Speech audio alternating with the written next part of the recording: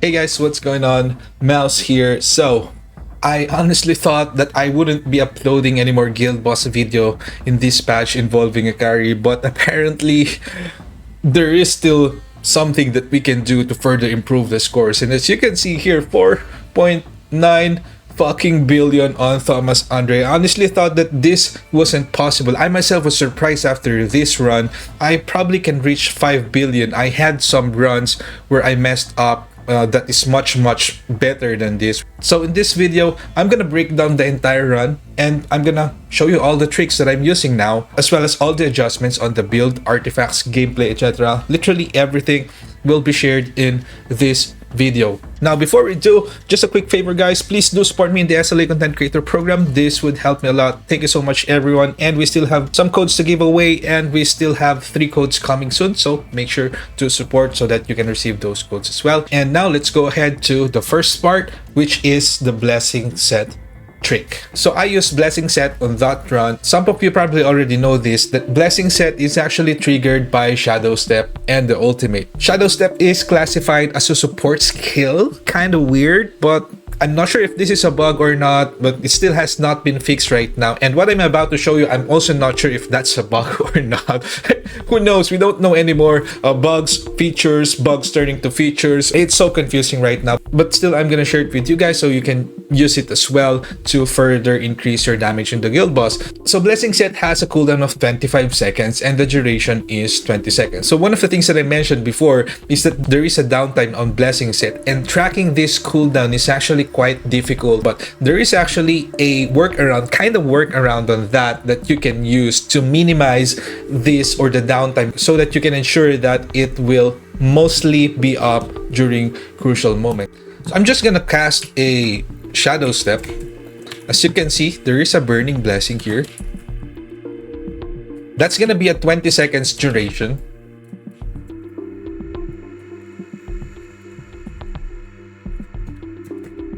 So shadow step, blessing set is down. We use another shadow step. There is a cooldown, so the blessing set did not work. So this is the main problem in the guild boss. If the timing of your shadow step is exactly at the same time wherein your blessing set is on cooldown, then your next cast will probably a few seconds after, and you're gonna waste a lot of DPS. Now here we are back again, and I have a full power gauge for the ultimate, and I'm gonna use the blessing set now via the shadow step. This is going to be a 20 seconds duration, 2 minutes 16 seconds mark. Let's just wait a bit. Okay, so it should be down at around 156, should start blinking in a few. There you go. I shadow step, not there, but if I use the ult, see what happens.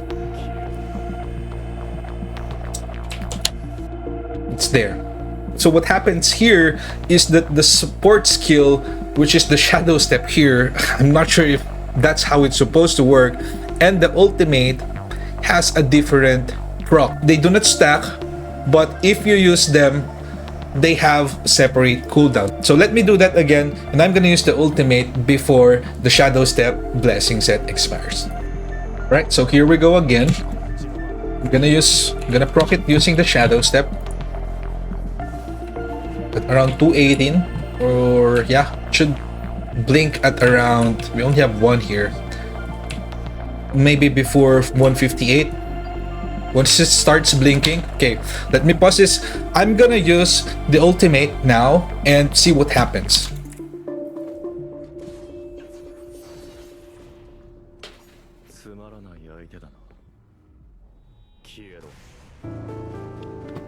Right, so as you can see, the blinking stopped, and we're gonna use a shadow step again later before this one expires. This is the ulti proc.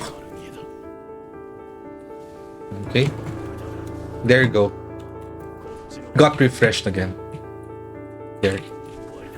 So with that, you will know exactly when to use your ult, when to use your shadow step, and use them to be able to extend your blessing set duration and lessen the likelihood of having a downtime, and to always have them in crucial moments, especially when you're about to cast an ult using Thomas Andrei. And I'm gonna show that to you in actual later. How to use it, where to use it, rotations, and all of those. We're gonna talk about those later in this video. But for now, let's take a look at the adjustments on the artifacts. So this is my Song Jin-woo stats: crit rate over crit damage, penetration, damage increase, and I just put everything on int, although I think we're good with around 12% or 11% cooldown reduction. I just don't feel like doing that because there might be a split second thing, and the trade-off will be just a few attack, which is probably gonna like 10 M or 20 M on a support build. So I think it's not worth it. So I'll just put everything on cooldown reduction right now, and I'm too lazy to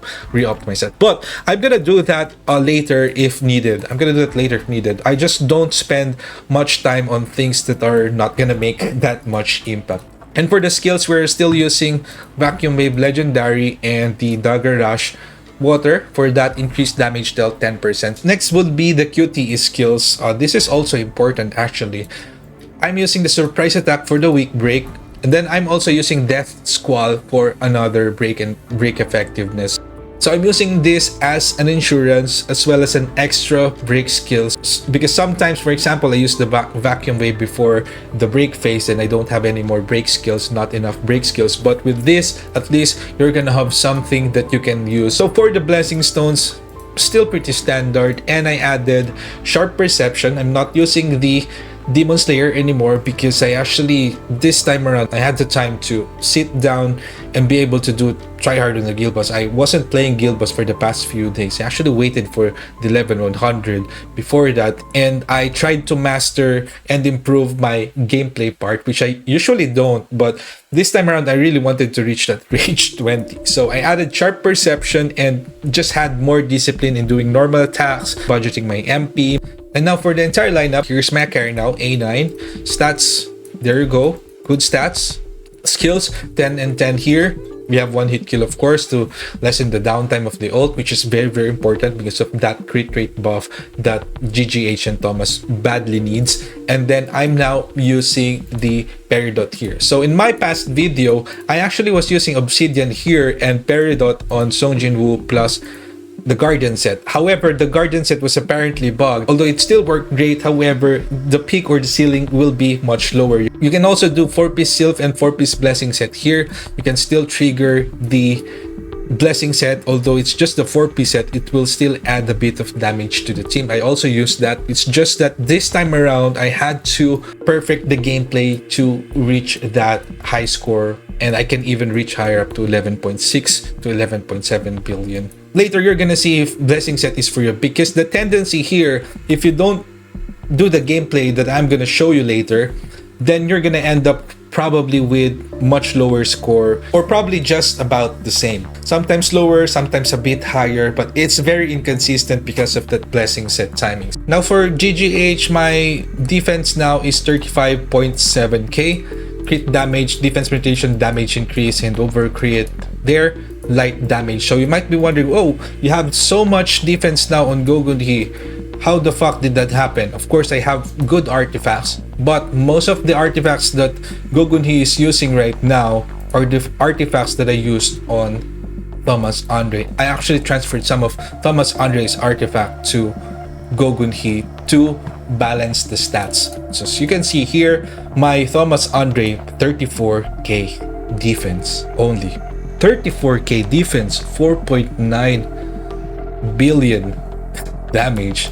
But look at the defense penetration and damage increase and critical hit damage. So one of the things here that I did that you also can do, you might find something that's similar. See, I have a bracelet here that's defense penetration, damage increase, critical damage. There's no defense percent or defense here. It's actually attack. It's actually not for Thomas Andrei. And I decided to use this, and based on my own personal estimate, it ended up just the same damage output as my previous Thomas Andrei, which is gonna be 36k defense. Okay, so it's okay to lose some defense to get more of this crit damage, defense penetration, damage increase. However, you're gonna need more of course, because this is still not the exact amount you're gonna get once you enter the fight against a level 70 monster, which is the guild boss.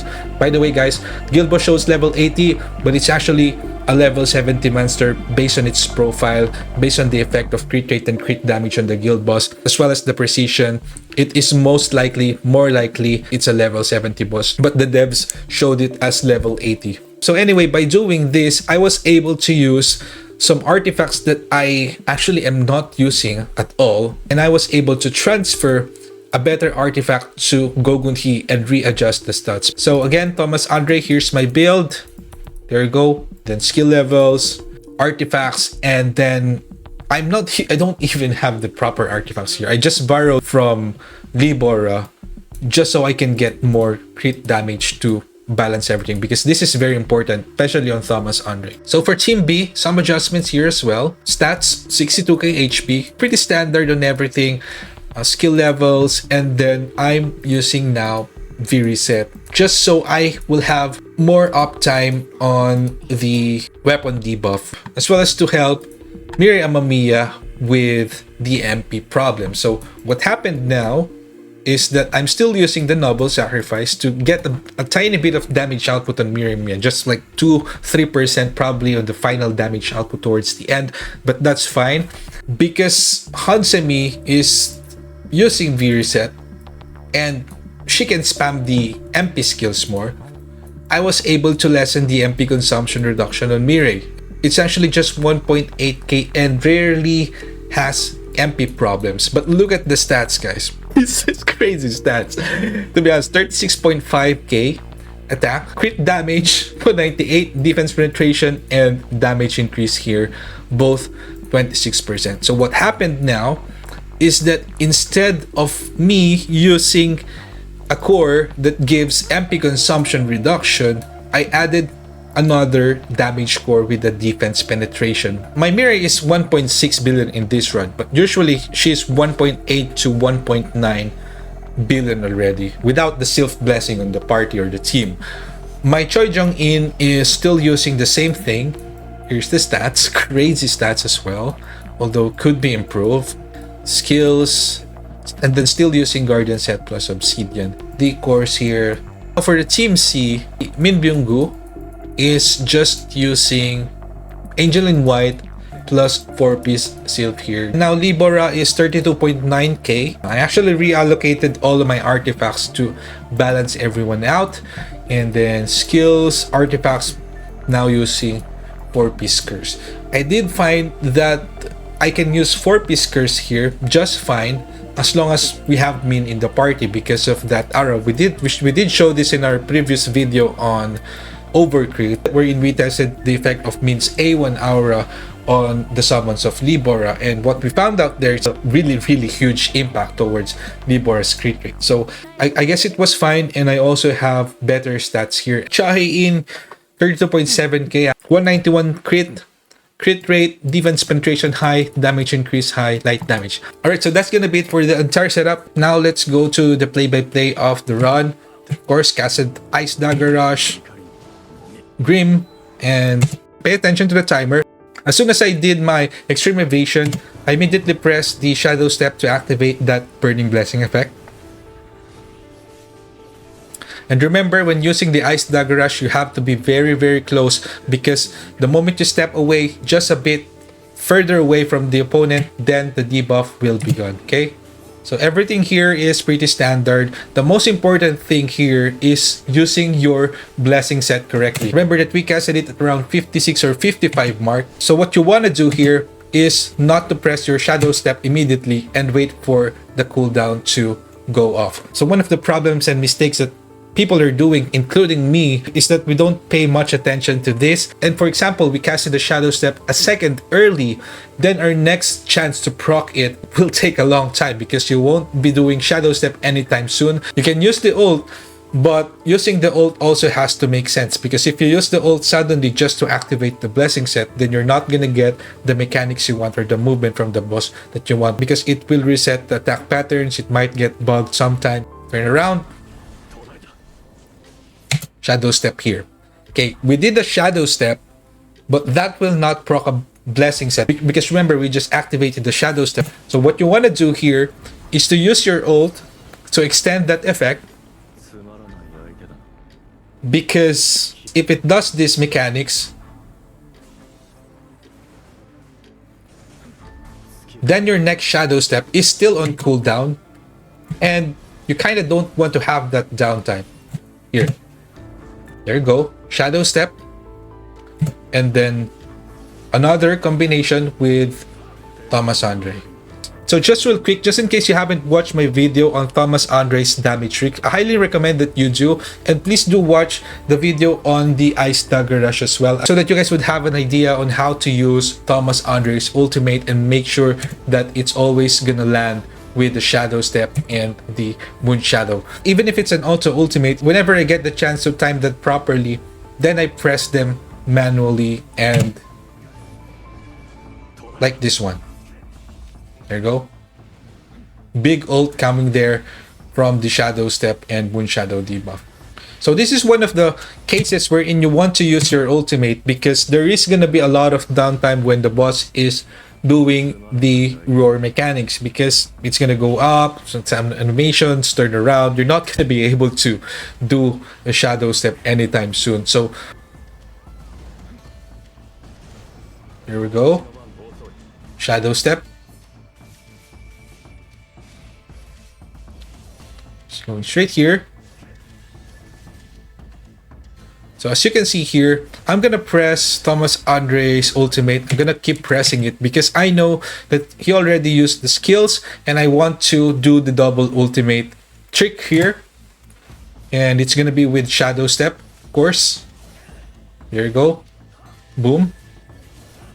Almost 8 billion now at 1 minute mark. I did have a run with 8.5 here.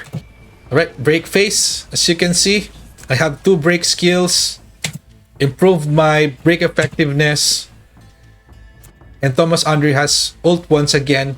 Shadow step is here. Manually pressing Thomas Andrei's ultimate. A bit delayed there, honestly. Wait. Hold on. I'm not sure if that has a moon shadow debuff still, because it's not accepting the command. Oh yeah, there should be one. Oh yeah, it disappeared before the ulti, so we could have gotten even more damage out of that. So yeah, 5 billion damage is gonna be possible, or more, probably even more.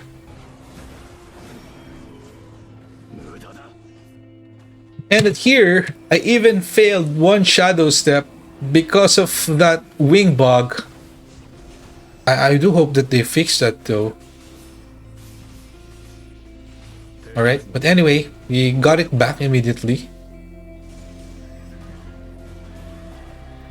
Yeah, this should have been more points.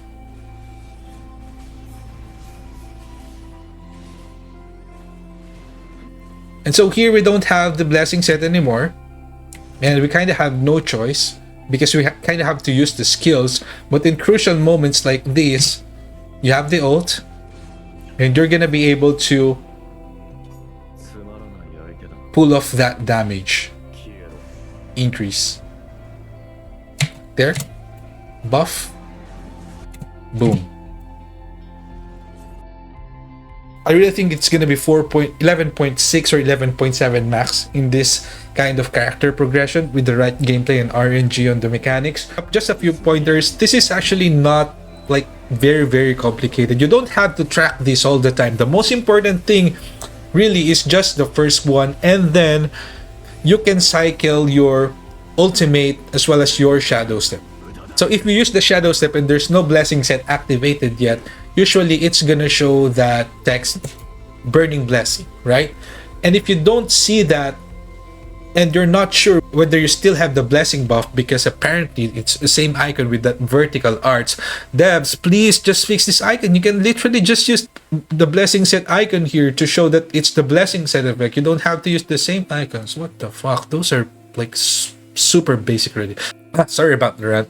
So anyway, if you don't see that Burning Blessing set effect, usually it will not show if you still have the Burning Blessing. For example, you just casted the ult and then you did the Shadow Step, it will not show. So if it didn't show and it's already very, very crucial, for example, then you can use the ultimate to activate it. Like for example, this one. I can hold this a bit, but something disappeared, which I'm not sure. I can't track of every single one of these, okay? You don't have to think about or like timing. Oh, this is 25 seconds. I casted this certain second. Minus 25. I should be casting the ult now. I should be casting the Shadow Step now. That's not how it works. The only thing where I would surely use the ult, for example, is when it's doing this war mechanics. Because even if you Shadow Step it, sometimes it takes too long. It's really gonna have to turn around, do something, and then the attack patterns are gonna be weird. I think that's gonna be it for this video. I did register this one run. I think I'm gonna try to aim, if I have time, I'm gonna try to aim for 11.5 or 6 maybe. But anyway, thanks so much again for watching, and don't forget to like and subscribe, and don't forget to support me in the SLA Content Creator Program. Just in case your support is still free, it would help me a lot. Thanks so much. See you on the next one.